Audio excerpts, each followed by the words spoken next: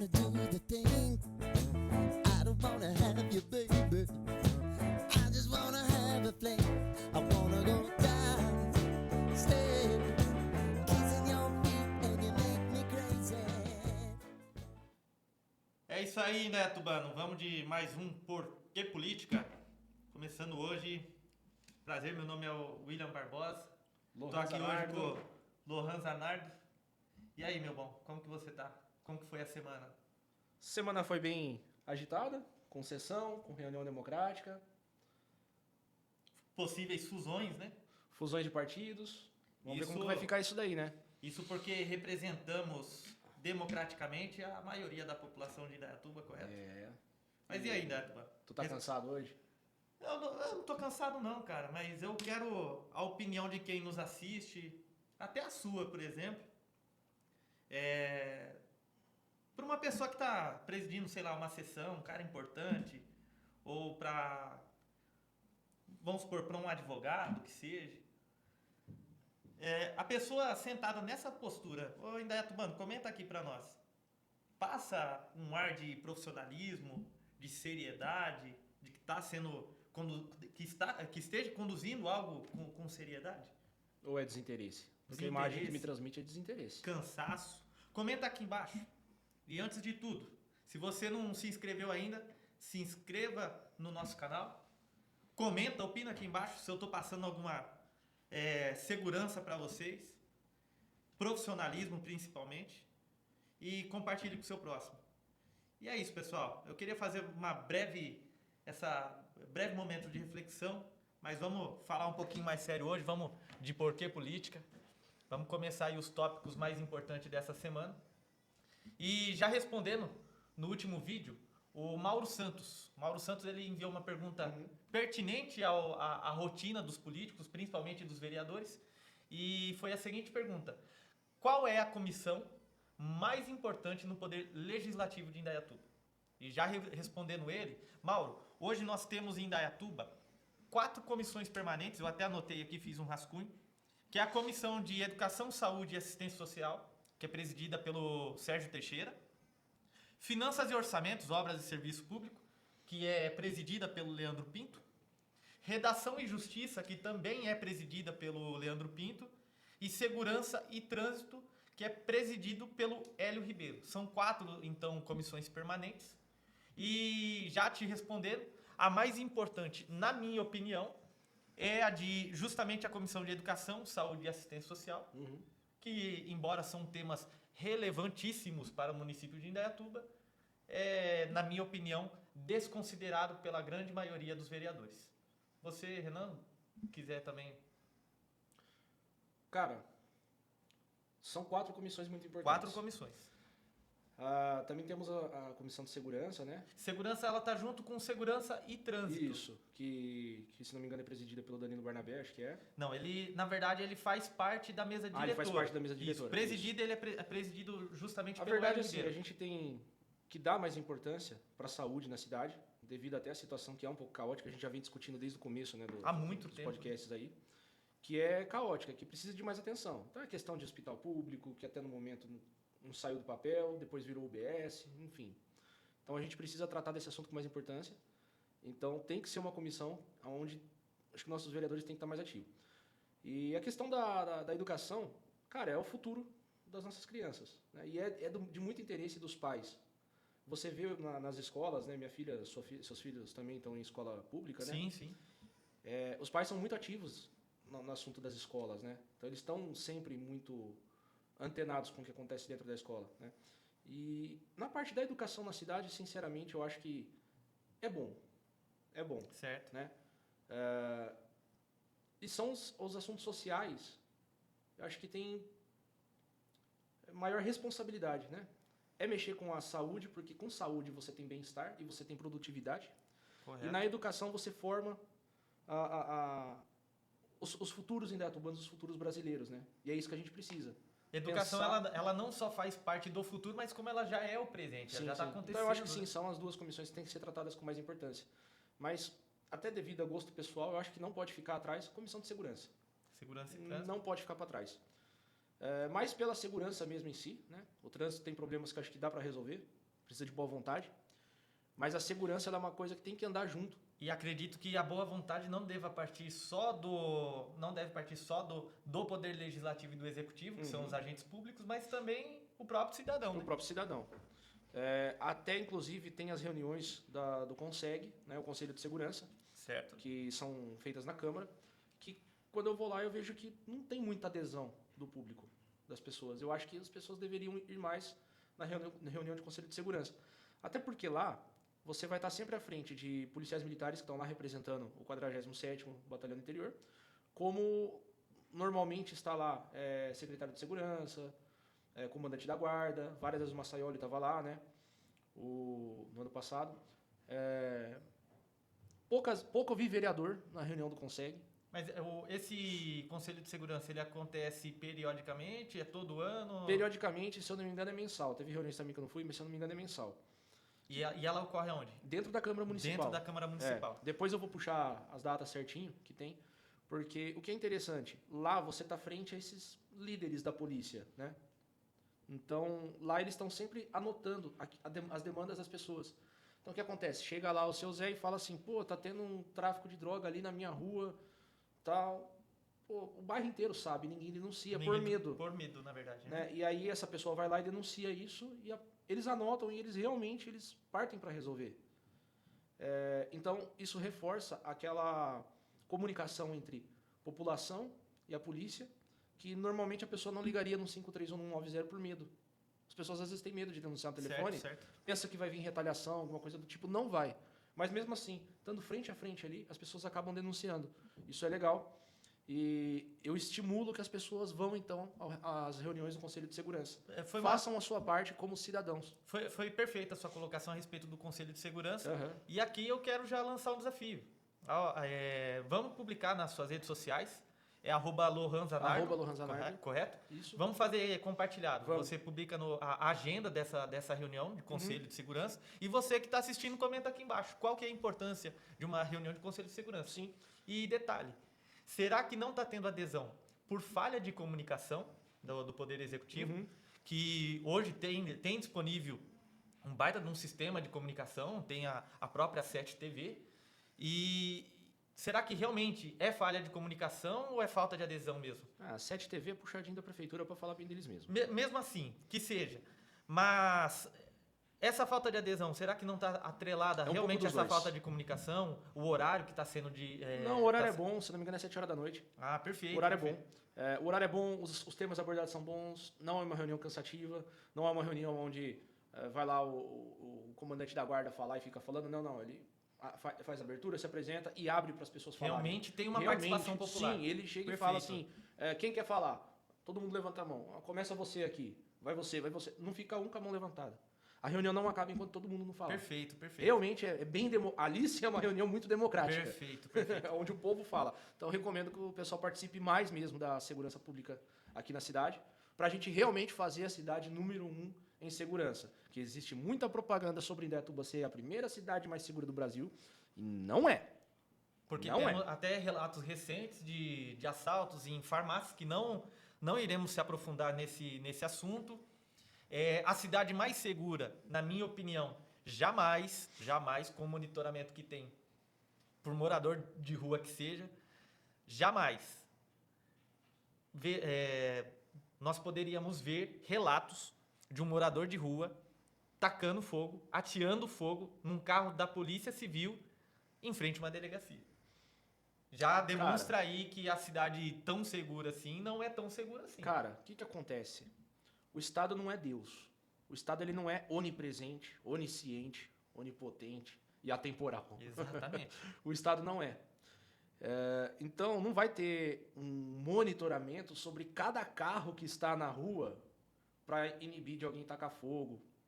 Até mesmo a viatura na frente da delegacia. Mas que o cara foi ousado em Ele frente, foi muito ousado. Então eu não vou culpar a polícia. Foi desatenção? Talvez tenha sido. Porque foi com uma... Não sei se você teve a oportunidade de assistir o vídeo, mas foi com uma facilidade muito grande. Sim. O cara abre a porta, passa, olha, abre a porta. Mano, era uma Paraty, velho. Eu tenho uma Saveiro. Eu sei o quanto é fácil abrir esses carros.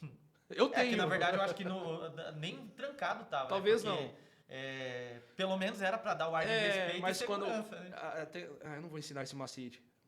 Putz. Não, sem macete. Tá, não, é porque Você passa muito macete da última. As portas desses carros da Volkswagen, em Paraty, sabe ver o Gol daquele ano mais ou menos, né? G3, G4, tem um jeitinho. Quando tá muito velho, você força assim um tanto que ela Só abre. dá um- Mas sem macete. Bem bosta O mesmo. último macete você deu uma. E- Foi querer falar de canivete, de Viu? arame de caderno. E o que acontece? Cara, eles não estavam lá pra ver o tempo todo. Eu nem cheguei a ver o vídeo dele atirando fogo, eu sei que já tem o vídeo. Mas foi rápido. Então não é uma coisa que o policial, as polícias são onipresentes pra estar o tempo todo monitorando. Sim. E aí eu quero emendar rapidinho o assunto do assalto da farmácia. Os caras vieram de Osasco, né? Foi isso? Vieram de Osasco. Pô, a cidade é tão monitorada, tal. Beleza. O carro entrou na cidade, a placa é registrada pelas câmeras do COI e é puxada a ficha se aquele carro é produto de roubo ou furto ou não. Certo? E, bom, não constou nada. Então o carro entrou. Agora, existe algum sistema que lê o pensamento de quem está dentro do carro para saber que eles vão assaltar? Infelizmente, não. Né?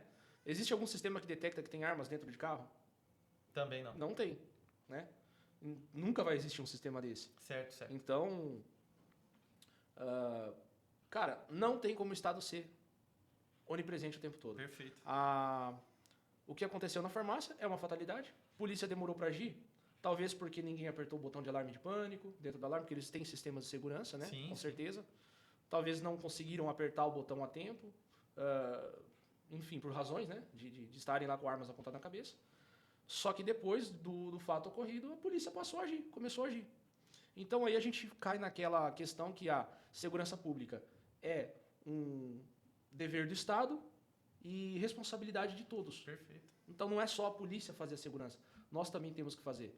E aí, para fechar, eu trago o que é a Constituição Americana, que permite e praticamente incentiva que as pessoas façam a sua própria segurança. Não é só a polícia ter o poder de fogo para Certo. agir, mas nós também podermos agir em nossa defesa. Certo. Tá? Então façam a sua parte com a segurança pública. Algumas pessoas são mais ativas agressivas, eu vou dizer, em querer resolver a segurança pública mesmo, com as próprias mãos muitas vezes, mas tem muita gente que não quer essa responsabilidade, não quer trazer Deixa pro o fato Estado, agressivo. né? Deixa pro Deixa para o Estado. Estado. Até Mas mesmo. mesmo assim faça a sua parte. Liga, denuncia. Se é crime, se é tráfico de drogas, se é roubo, se é qualquer coisa estranha que você vê, denuncia. Perfeito. É importantíssimo. Perfeito. Tá? É aquela questão, né? Até quero já trazer aqui, você que está nos assistindo e que mora em Indaiatuba, comenta aqui embaixo há quanto tempo você reside aqui em Indaiatuba, até porque é uma política que todo mundo gosta, né? Todo mundo fala assim, nossa, em Indaiatuba eu posso caminhar com meu celular na rua, eu posso fazer caminhada até altas horas Sim. e não corro risco. E realmente é uma cidade que me dá tranquilidade em determinados pontos. Eu falo Olha. com toda certeza. Eu ando em qualquer canto aqui de Indaiatuba com o celular na mão. Só não no centro da cidade. Eu ando no centro também. Porque, infelizmente, moradores em situações de rua têm tomado conta do município. Então é por isso que eu quero falar para você. Se você veio de São Paulo, já se adaptou com essa rotina, comenta aqui embaixo. Não se inscreveu ainda no podcast? Se inscreva, comente, curta e compartilha. E já quero lançar uma. Se você mora aqui em Indaiatuba e ainda não vota aqui em Indaiatuba, traga o seu título para cá. Vamos realmente impactar a nossa cidade, impactar o jogo político em nossa cidade e venha para cá. E muita gente não transferiu o título de eleitor ainda porque não sabe como é que faz. E é tão simples, É né? simples. E enquanto a gente estava conversando antes com as câmeras ligadas, eu joguei no Google, Perfeito. né? Vou até voltar aqui. Mudou de cidade, precisa transferir o título de eleitor? Faça, e no site do Tribunal Superior, do TSE, Tribunal Superior Eleitoral. Certo. De manhã eu fico lerdo para fazer as coisas, cara. Tá tranquilo. E aí tá aqui, ó. Veja a matéria com passo a passo, como fazer. É bem simples, Clique no cara. link É muito tal. simples. É tudo online, você faz aqui no seu celular. Aqui você muda o título de eleitor para Indaiatuba. Se você mora aqui, muda o seu título de eleitor para cá. Que eu volto em São Paulo ainda, eu volto em Sorocaba ainda. Não, tu mora aqui. Venha transformar onde você mora. Você mora aqui, onde você reside. precisa também fazer parte da zeladoria da sua cidade. Sem dúvida. Você sem é cidadão dúvida daqui. Traga seu título para cá. E qualquer cidade que seja que você estiver morando, se você mudou para essa cidade, transfira o seu título de eleitor para a cidade que você reside. É importante. Perfeito. Você faz Perfeita parte daquela colocação. sociedade. Na verdade, você passa a fazer parte da sociedade quando você age como cidadão. E se você tem justificado lá em São Paulo porque você mora aqui e justificado aqui porque o seu título está lá em São Paulo, transfira, venha fazer Não parte. fica com o pé outro lá. Não. Exerça realmente a cidadania, é você ser mais participativo. Por que eu falo isso? Muitas pessoas questionam não, né? Elogiam a cidade por conta da segurança. Só que muitos já têm notado e ligaram um alerta. Olha, eu estou fazendo um comparativo com o que ocorreu lá em São Paulo anos atrás, moradores de rua. E nessa semana, agora já introduzindo um pouco do debate dentro do que aconteceu em sessão plenária, foi aprovado um projeto de lei que destina 5% das vagas disponíveis no mercado de trabalho para moradores em situação de rua. E aqui eu quero ouvir a sua opinião a respeito. Cara, a lei obriga a contratar 5% de moradores de rua? Isso. A lei obriga? Destina, porque ela Destine coloca... 5% das Destine vagas. 5% das Ok, vagas. mas a lei obriga que esses empresários contratem moradores de rua? Ela tem algumas cláusulas, só que não necessariamente obriga, porque vamos concordar que nós não temos moradores de rua suficiente. Isso daqui não é um estímulo para você ir morar para a rua, se você está procurando emprego. Mas não há algo que fala assim, não, você é obrigado a ter, porque senão os caras vão ter que começar... Tá, então se não é uma obrigação, por que legislar sobre o assunto? Então deixa o assunto quieto. Parece ser mais uma pauta Pra encher linguiça. imediatista, vamos dizer. Tá vendo que a população tá criticando o número de moradores de rua? Pra eu querer mostrar que tá fazendo alguma coisa, quando na verdade tá querendo tirar a responsabilidade das costas do executivo, se eximir disso aí, e jogar nas costas do empresário. Colocação. Cara, é meio tenso eu falar isso, muita gente vai discordar, mas na minha opinião, o morador de rua tá lá porque ele escolheu. Por opção. Alguns, eu falo Existem alguns casos, inclusive eu já tive a oportunidade de conversar com um morador de rua, que é bem triste a história dos caras. Os caras literalmente desistiram. Aí é opção também. Mas os caras desistiram da vida. O cara desistiu. Certo. A mulher largou, chifrou com outro. No mesmo dia ele perde emprego. Aí no mesmo dia o carro dele é roubado. Daí a mãe dele morre. Tudo de uma vez.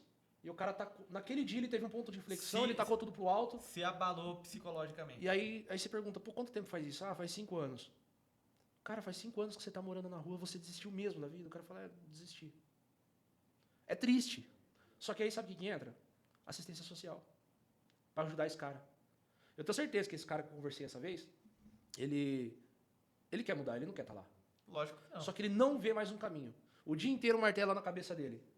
Minha mulher me deixou, perdi um emprego, roubaram meu carro, minha mãe morreu. Todo dia martela na cabeça dele. E ele não tem um apoio psicológico. Certo. E ele precisava. E aí nós temos assistência social na prefeitura, nós temos o CRAS para acolher essas pessoas. Mas eles estão preferindo tirar do lombo deles essa responsabilidade. Outros agentes sociais também que tem também alguns convênios com a prefeitura que pode receber essas pessoas também para o tratamento. Sim. Né? Mas aí eu quero deixar para quem nos assiste responder. O que você prefere? Que a assistência social, o CRAS, faça um bom trabalho de recuperar essas pessoas para reinseri-las no mercado de trabalho? Ou vocês preferem que vocês tomem essa atitude? Vai lá na rua, busca um cara, opa, vem aqui trabalhar comigo. Bota dentro da sua empresa, do jeito que tá, com o psicológico abalado. Você acha que esse cara vai trabalhar bem? Comenta aí. Você colocaria dentro da sua empresa desse jeito? Ou você prefere até contribuir junto do Poder Executivo, de uma maneira, não sei sugerir agora, mas de uma maneira um pouco mais inteligente, para recuperar essas pessoas e depois sim inseri-las no mercado de trabalho? Que, além do mais, vamos rapidinho entrar no assunto de desemprego, e eu quero dar uma bronca no povo. Eu tenho muitos amigos empresários na cidade, sim. Até devido à minha profissão, eu presto muito serviço para empresas. Existe muita vaga de trabalho aberto, mas muita mesmo. E também existe muita gente desempregada. E aí eu vou trazer um exemplo de uma cliente minha que ela precisava contratar atendente, 2 atendentes, Certo. preferência mulheres, né? Para ficar lá no atendimento dela. Ela contratou 5, 3 não compareceram. Ela falou, eu já contratei 5 porque eu sabia que não ia. 3 não apareceram. Das 2, uma foi embora mais cedo, não voltou mais. Essa uma ficou uma semana, já não quis mais ir. Não gostou. Certo. Cara, a população não quer trabalhar. Se tá cheio de vaga aberta, mas é porque paga um salário mínimo. Perdão, paga um salário mínimo. Tá bom. Aquele emprego hoje paga um salário mínimo. Você tá na merda, você tá reclamando. Aceita aquele emprego. Por pelo menos alguns meses. Eu posso discordar? Só terminar. Aceita aquele emprego por pelo menos alguns meses. Você sabe que para conseguir um emprego ganhando mais, necessita de um pouquinho de qualificação. Que muitas vezes é extracurricular, é fora da cadeia profissional de formação, né? São cursos profissionalizantes. Continua trabalhando, emenda um cursinho profissionalizante. Ah, você gosta de trabalhar com vendas? Ótimo. Citei sobre lojas de shopping. Tenho clientes que têm lojas de shopping, Sim, onde eles fazem cursos de vendas, assim, que eu acho sensacional. muito bom. Né? E são muito bom. vendedores que, assim, olha, eles ganham salário por volta de... É até legal citar números, assim, porque estimula a galera, quem sabe, a procurar esse emprego. Pô, o salário é R$ 1.500, R$ 1.600 para trabalhar na loja de shopping. O salário é baixo. Sabe quanto o cara tira de comissão, vendendo sapato, vendendo camiseta? Sim, Mais 3 pau. O cara leva 4,5 para casa. Sendo vendedor na loja de shopping. É legal. E o cara que sai dessas lojas aí, só não posso Perfeito. citar a rede em si, mas ele sai dessas lojas, eles não ficam desempregados. é porque acabam sendo vendedores profissionais. Viram né? São- vendedores profissionais Sim, e eles vão sim. dessa para melhor. Eles começam a se tornar representantes comerciais, Isso de é fato. extremamente importante. trabalhando com vendas. Começa lá como vendedor, aquele vendedorzinho de nada ali que está aprendendo. E aí ele se profissionaliza, e aí ele vai fazendo cursos e cursos de vendas. Então ele começou com o salarinho ali de R$ 1.500, Certo, R$ 1.600. É pouco, eu sei que é pouco, mas aceita esse pouco. Começa. E depois você vai galgando os degraus. Sendo melhor comissionado, Perfeito. ganhando bônus. Você sabe que assim é a vida. É justamente nesse ponto que eu queria colocar Sim. a minha observação, um grande parêntese nisso. Qual que é o maior desafio entre se aceitar esse salário que é pouco? É pouco, realmente é pouco. E isso daí não é responsabilidade do Poder Executivo Municipal. Infelizmente não é. Mas nós sabemos que o custo de vida aqui em Indaiatuba é altíssimo. Isso. Daí quando você pega uma empresa que a grande média salarial vai girar em torno de 1.700, o salário base, né, de 1.700 a 2.200 reais no máximo, você pega, por exemplo, você que é trabalhador, não sei se você vai concordar comigo. Eu sou trabalhador, eu sou do ramo de vendas e sei que realmente é assim. Tem as questões de metas, que você tem que atingir meta para você ter um bom salário, para você chegar nesses 3.500 reais. Há algumas empresas que pagam o salário mínimo, fixo, mais comissões. Há empresas que pagam só comissão. E a gente sabe o grande desafio hoje do mercado de trabalho e principalmente do mercado comercial. Vamos dizer, o varejo, o próprio comércio em si não está lá tanto essas coisas. Né? Daí você pega, vamos supor, uma empresa que tem 5 vendedores e que coloca uma meta mirabolante, Sim. realmente fica um pouquinho mais complicado. Vai existir. Mas vamos voltar lá. Sim. A empresa paga, vamos colocar o maior salário, R$ 2.000. Aí você pega uma kitnet Namorada do Sol, que ela tem 2x2, e como costumam dizer, com internet, luz e água pago, só desses R$ 2.000, praticamente R$ 1.500 já tá... Já foi. Já foi. Sobrou R$ 500 pra quê? Daí o cara olha assim pro lado dele, tem um chorãozinho de um lado, olha pro outro, tem um chorãozinho do outro, e tem a mulher. Cara, com que dignidade, eu falo isso porque eu já passei isso daí na pele, com que dignidade você consegue olhar para sua esposa e falar assim, bem, a gente vai ter que passar a semana passar o restante do mês com R$ 500. E as outras contas? Como que fica? Isso quando o dono da kitnet fala assim, ó, só aceita o cara que seja mudo, surdo, não pode ter cachorro, não pode ter filho, não pode ter mulher, ou seja, não pode ter vida. Daí você pode morar aqui. Então, algo que principalmente alguns vereadores que eu sei que têm formação em assistência social, levem essas pautas a sério. Por que o custo de vida em Indaiatuba está tão elevado? Aliás, sempre foi tão elevado. Porque à medida do tempo o salário mínimo foi aumentando, mas o custo de vida foi aumentando muito mais. Sim. Hoje você vai no supermercado e paga R$ 25 num pacote de arroz. Tudo bem que a grande maioria das empresas hoje oferecem cesta básica. Mas nem todas oferecem. E às vezes você tem que se sujeitar a morar num cubículo, pagando 1.500 conto, perdendo praticamente mais de 70% do seu salário. Mas eu quero trazer aqui uma reflexão. Eu quero que vocês comentem aí. O porquê, na opinião de vocês, o custo de vida em Indaiatuba é caro? Qual que é o principal fator do custo de vida em Indaiatuba ser caro? Comenta aí, mas eu quero deixar minha opinião aqui. O principal é o inflacionamento no mercado imobiliário. O principal. O mercado imobiliário em Indaiatuba é uma bolha. É animal, cara. É uma bolha É o que, tremenda. na verdade, a maior parte do orçamento, da captação de recursos do orçamento da prefeitura hoje, é do mercado imobiliário. Eu vou te contar uma coisinha que aconteceu alguns anos atrás. Bom, eu moro na Cidade Nova. Na rua que eu moro, um dia, um terreno de 400 metros quadrados foi vendido por R$ 250 mil. Muito tempo atrás, muitos anos atrás. O último terreno que tinha sido comercializado naquela rua tinha sido por 100 mil. Na mesma época, minha mãe comprou uma casa, 120 metros para trás na mesma rua por 130 mil. E aí venderam aquele terreno por 250 mil. Sabe o que os vizinhos que estavam querendo vender imóveis passaram a fazer? Pedir 300, 400, 500. E vendeu. A especulação imobiliária aqui em Indaiatuba é muito alta. Especulação. E vendeu, cara. Vendeu. Nesses preços exorbitantes. Muitas vezes, para quem veio de fora, de São Paulo, coisa e tal. E eu comecei a perceber isso. Eu tinha 12 anos quando eu percebi isso. E eu comecei a ver pessoas subindo o valor das casas de maneira exorbitante. Então, uma casa construída na Morada do Sol valia 80 mil. Que hoje vale meio milhão. Depende. Algumas até mais. Tem gente Tá? na Morada do Sol pedindo 1 milhão, cara. Então isso foi subindo. Mas tem um fator que acontece aqui em Indaiatuba.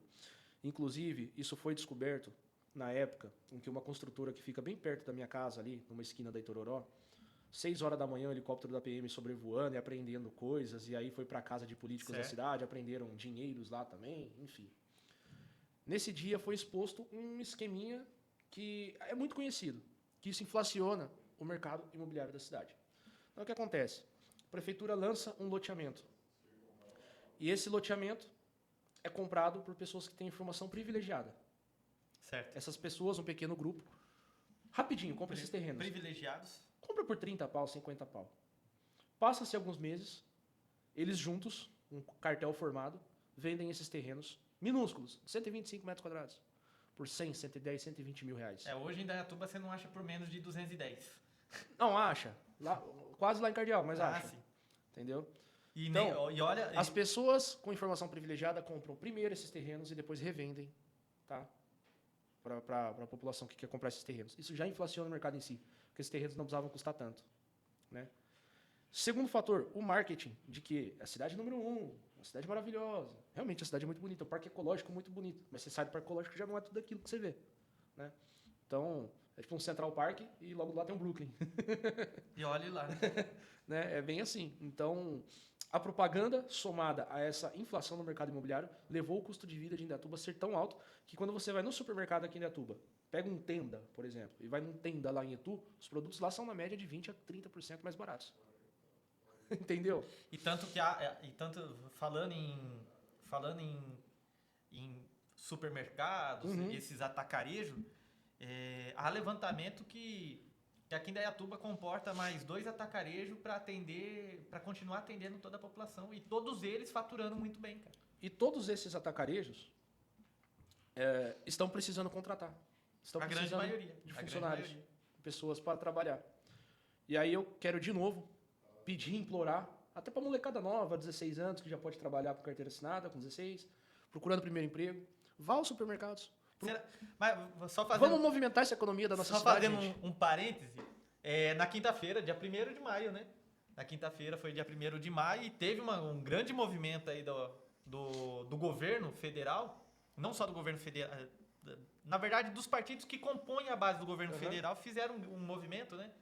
E muitos desses jovens que deveriam estar empregados estavam lá levantando cartazes do fim da escala 6x1. E nem trabalha. E nem trabalha. Esse é o maior problema, né? Eu acredito que o trabalho dignifica o homem, sem dúvida. Isso daí não tem como não abrir um precedente para isso, que o trabalho realmente dignifica o homem. E sim, eu vejo que poderia ser algo mais flexível. Mas é uma discussão que não cabe só nesses minutos que a gente tem aqui. Eu acho que é um assunto que a gente sempre tem que estar pautando aqui. Mas trago essa reflexão, pessoal. E para isso, deixando essa reflexão, uma baita de uma opinião. Uma baita de uma opinião. E assim como você disse, eu quero reforçar. Qual que é a sua opinião? Comenta aqui embaixo. Mas vamos lá. Vamos discutir um pouquinho mais sobre isso daí. Tínhamos um outro assunto para falar. Plano orçamentário. O plano orçamentário seria referente à LDO que foi apresentado, porém há alguns movimentos que, na verdade, deveria ser apresentado primeiro, ainda mais por ser o primeiro mandato do prefeito Custódio, deveria ser apresentado primeiro o plano plurianual, que é ele mostrar todo o planejamento que ele tem para os próximos anos e, em cima desse plano de desenvolvimento para a cidade, ser discutido a lei de diretrizes orçamentárias. E meio que houve uma inversão. Não há uma lei que obrigue a PPA, que é o plano plurianual, ser apresentado antes da LDO, que é a lei de diretrizes orçamentárias. Eu apresento primeiro o projeto, para depois, os projetos que vão ser desenvolvidos, para depois apresentar os valores que serão empenhados em cada projeto. Certo. E meio que foi feito invertido. Primeiro eu apresento quanto que eu vou investir, para depois apresentar no que eu vou investir. E isso abre um precedente enorme para muitas coisas. E eu quero pedir a opinião do Indaiatubano. O que você acha? O que pode acontecer quando se primeiro fala, ó, vou gastar tanto, mas não mostra no que vai ser gasto? O que você acha sobre isso? É só uma pincelada rápida mesmo? A gente ainda vai tocar ainda nesse assunto, até porque foi apresentado o projeto na última sessão, ainda vai ser... Você sabe quem que está apresentando o orçamento dessa modalidade, desse jeito aí que você está falando, né? Mais ou menos parecido. Mais ou menos parecido. Lula. Mas comenta aqui embaixo. Lula. Comenta aqui embaixo. O foco principal hoje também do nosso programa é justamente a respeito do anúncio do Podemos Cidadania, que foi a possibilidade de fusão do partido do Podemos, Podemos Cidadania, e o PSDB, a nível federal. Cara, eu fiquei pensando, como que eu fico nisso? Pegaram o tabuleiro de xadrez e fizeram assim, ó. Jogaram Não, joga, porque de verdade, se você que pretende entrar nesse jogo político, se você não tiver preparado para ser um peão em certa ocasião desse jogo, porque é assim, no tabuleiro da vida pública, da política, você começa como sendo um peãozinho ali. A qualquer momento você podem tombar você ali e boa. Ah, não, porque eu não faço parte de conchavos políticos, não faço parte de jogadas políticas. Política envolve isso, estratégia. E detalhe, e é justamente sobre isso que eu quero falar. Sim. A nível municipal, o Podemos é um partido que constitui a oposição. Exatamente. E o PSDB é um partido que constitui a base. E sempre há uma rixa de 2 em 2 anos, principalmente quando há eleições estaduais e até mesmo municipais, que fica aquela jogada. Ah, porque o seu deputado estadual nunca trouxe verba para Indaiatuba. Ah, porque o meu deputado estadual é o que mais destinou recursos para a saúde em Indaiatuba. Só que agora como que eu fico nisso? Podemos tem 2 deputados estaduais, Clarice Ganem e Ricardo França. Além do deputado federal. Além do deputado federal, Bruno Ganem, que recorrentemente tenta a eleição à prefeitura, ao cargo do executivo municipal. Foi 3 vezes já, né? Será que 3 música? vezes. Brincadeira, gente. Bordão já. Nós brincamos bordão. muito disso aí. Pode já. pedir música que a gente toca aqui. E do outro lado tem o PSDB, com o atual deputado reeleito, e já de longa data reeleito, deputado estadual Rogério Nogueira. E aí, pessoal, como que fica? Vai juntar a oposição com... Como que vai ficar o malabarismo político? Como que vai ficar? PSDB, Será que... Podemos, Cidadania... Será que quem tá no PSDB, que vai pro Podemos, no caso, vai sair e vai de repente pro MDB? Não sei. Comenta aqui No embaixo. PDT. Como que você acha que vai ficar o Ou debate será que os político? 2 vereadores hoje de oposição, que estão no Podemos, então, né? Será que eles vão sair? Aí eles vão pra onde? Pro PL? Olha, Pro PL não dá pra ir, porque o PL tá junto com o MDB aqui em Indaiatuba. também. Eles vão pra onde? Só vai sobrar, sabe o quê? Porque todos os partidos de centro-direita estão com o atual grupo político que hoje tá aqui na gestão da cidade. Perfeito. Só- Perfeita a colocação. Só vai sobrar. É algo até que É. eu fico assim, abismado. Como que consegue juntar partido de esquerda, de direita, de centro, de todos os Então, lados? mas num olha grupo? só vai sobrar, eu fiquei analisando isso aí, só vai sobrar para os 2 vereadores de oposição, se eles tiverem que sair do Podemos por causa disso, tá? Eu acredito que não. De direita, só vai sobrar um partido, o Novo, que é o meu partido. Certo. Só vai sobrar esse partido para eles. Ou senão eles podem escolher entre PSTU, PSOL e PT, aqui em Indaiatuba. Mas quem que vai garantir que nas próximas eleições, e aqui eu quero fazer um pequeno adendo a essa suposição sua, em 2028, análise pessoal minha, Ok. em 2024, ano passado, tínhamos 185 mil eleitores. A partir de 2028, eu acredito que ultrapassamos o número de 200 mil eleitores. Isso quer dizer que passamos a ter segundo turno na cidade. E tudo vai ser definido agora em 26. Como que vai ficar os grupos políticos na cidade? Veremos grupos, ou se não, pequenos grupos dentro de grupos maiores, Veremos outros grupos pequenos se destacando? Como que vai ficar? Que, além do mais, a gente viu na reunião democrática, algo que foi citado, até pelo... Eu sou ruim com o nome. Pelo Celcinho Rocha, sobre algo que a gente é favorável, aumentar o número de cadeiras na Câmara. Perfeito. Hoje, com 12 vereadores, e parece estar muito confortável para a atual situação, porque eles estão sempre com a mesma jogada. Tem 10 da base governista, tem 2 da oposição. É a famosa goleada, 10-2, né? Então, para eles está confortável. Para engolir a oposição parece ser muito fácil para eles, porque eles são uma esmagadora maioria. Mas se a gente expandisse as cadeiras, não ficaria só na mão de um grupo político grande e outro menor, ou seja, não ficaria na mão, Indaiatuba não ficaria na mão de 2 grupos políticos, mas sim na mão talvez de 4, 5 grupos políticos. Inclusive... E aí que a gente começa a ter uma jogada legal na política. Sim. Porque daí a gente começa a ter democracia de fato.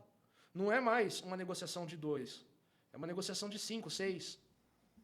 Aí são vários outros interesses sendo discutidos em plenário na Câmara. E tem aquela Isso que questão, é muito né? legal. Vai mostrar se realmente a pessoa que ocupa uma vaga ali há mais de 5 mandatos, 8. se realmente ele é bom mesmo no que faz, ou se ele é um bom articulador político.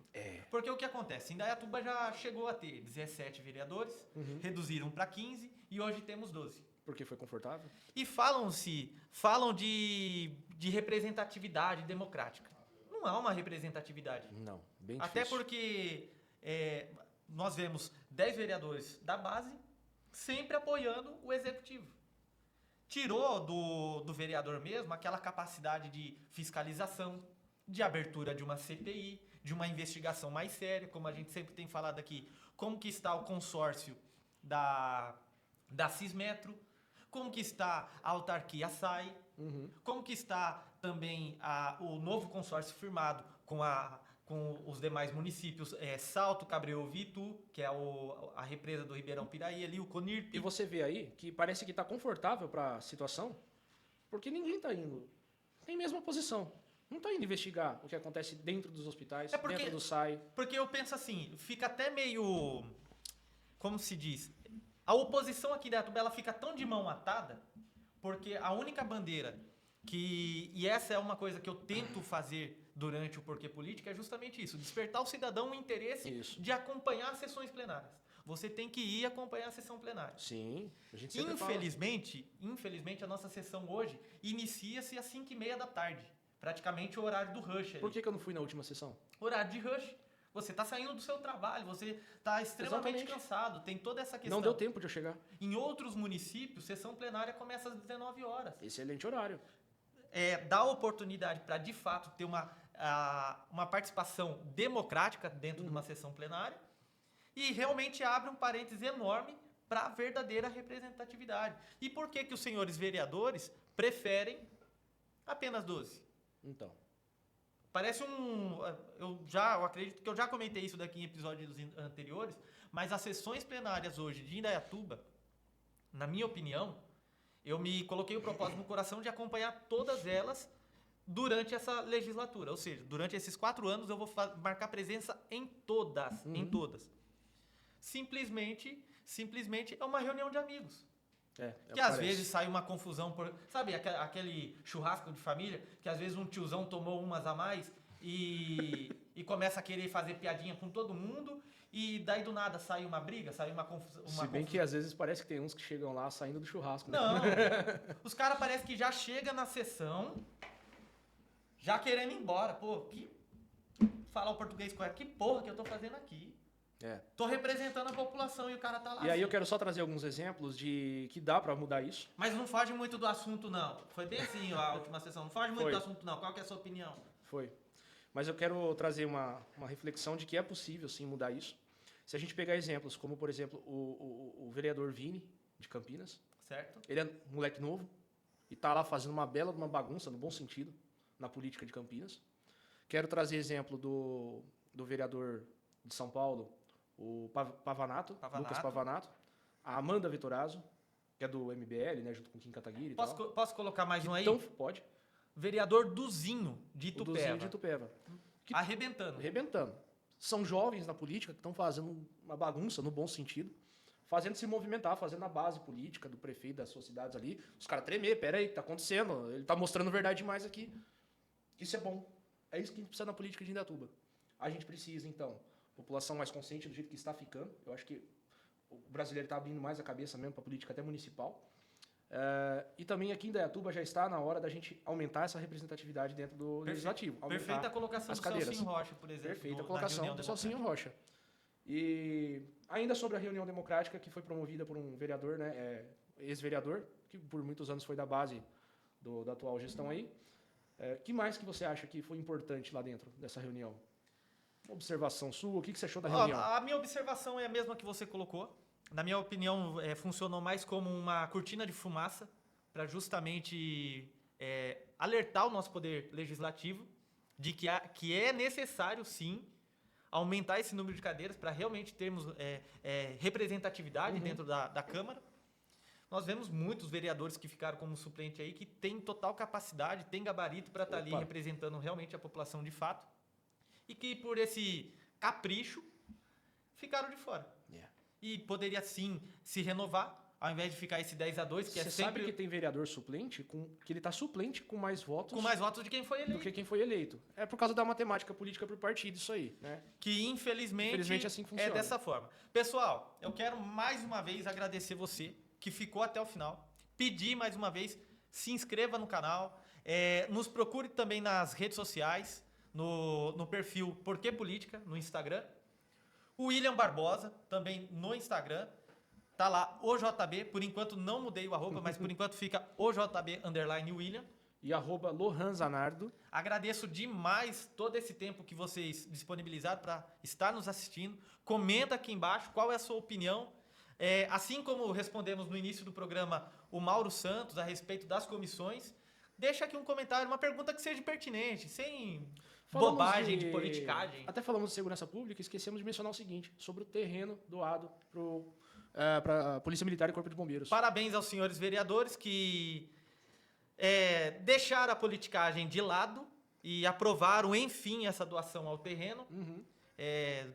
Teve uma pequena disputa ali de protagonismo político, quem que conseguiu, quem que conquistou, mas enfim, felizmente agora é igual o vereador Cebolinha falou durante a sessão, não me importa se a zebra é branca pintada de preto ou é preta pintada de branca, eu quero saber onde que está o restante da tinta, né?